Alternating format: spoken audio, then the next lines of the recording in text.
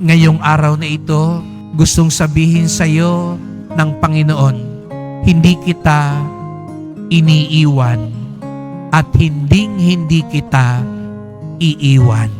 Sasamahan kita kahit ako'y iniwan mo, kahit lumalayo ka sa akin. Buksan mo ang iyong puso upang sa gayoy matagpuan mo kung saan gusto kita ihatid. Matagpuan mo ang aking pagmamahal at awa. Kaya't huwag tayong agad sumuko. Huwag tayo pong mawalan ng pag-asa.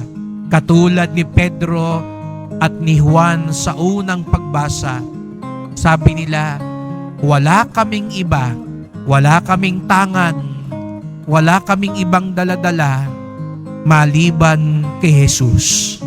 Sapagkat pagkasama natin si Jesus, sa hirap man o ginhawa, sa kagalakan man o kapighatian, kapag kasama natin si Jesus, higit pa sa sapat ang mayroon tayo sa buhay.